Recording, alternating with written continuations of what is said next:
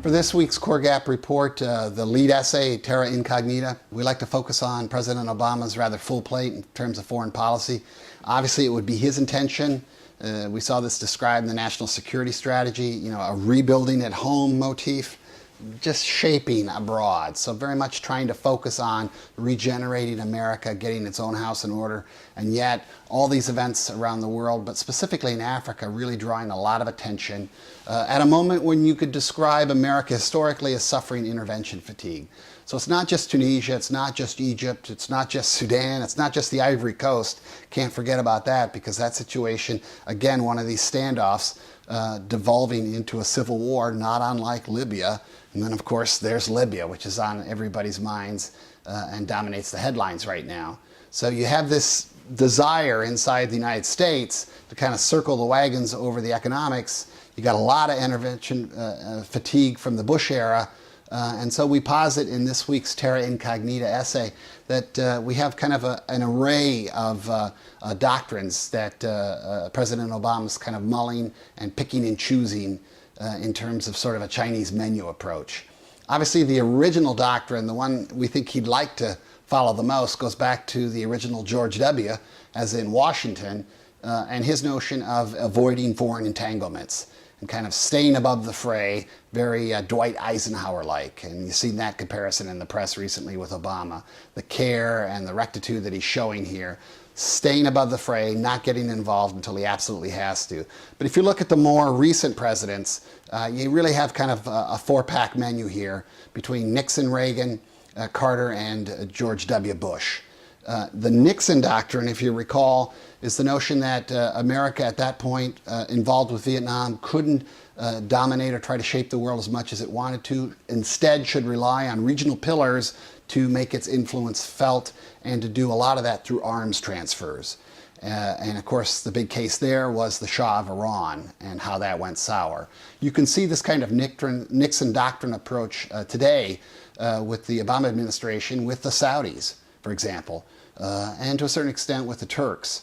Until recently, you saw it obviously with Egypt and Mubarak. And so that's always the temptation: build up the local, smaller regional players, and if there is a larger kind of potential superpower in the region, try to balance in that manner, and on that basis not have to have the United States so present and so involved in events. The second alternative here, the Reagan doctrine, really is similar but goes much cheaper. It sort of says wherever you can, kind of support the insurgents against the regimes you want to influence, the so-called bad or authoritarian regimes.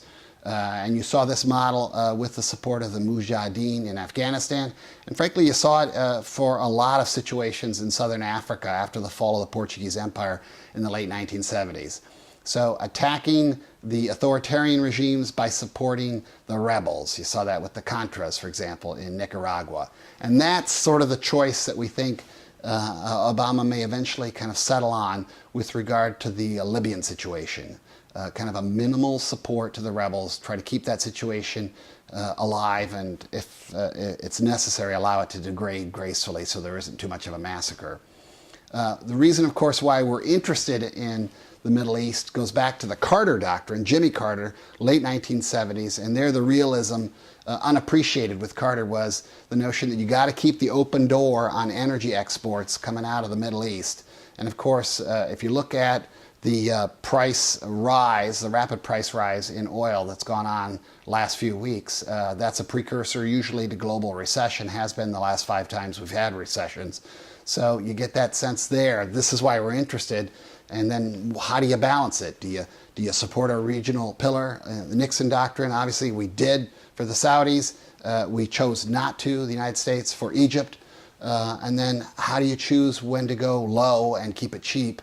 And that's the Reagan doctrine. All of these doctrines, why we're there, Carter, the choices we make, Nixon versus Reagan, really much in opposition to the more expansive version, the Bush doctrine that we saw of the last 2 administrations, Bush 2004 to 2008. And that was sort of a 2-pronged doctrine, one that said willing to do preemptive toppling of bad regimes that were considered threats, and then 2, pushing the freedom agenda of democratization.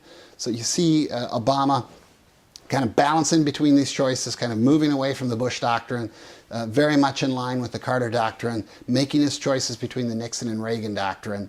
And what we like to point out is if you kind of look at his entire package here, it's more the United States being like China than China being like the United States. So very much kind of staying above the fray again. And we note that this kind of laissez-faire attitude by great powers in general, well, with globalization coming into Africa at high speed, we just saw 2 Sudans emerge. We could very easily see 2 Libyas emerge, and it's not inconceivable to think of a North and South split in the Ivory Coast. So if you want to approach globalization in this kind of more laid-back way, in terms of great power interventions, you are going to have a lot of split states, would be our prediction.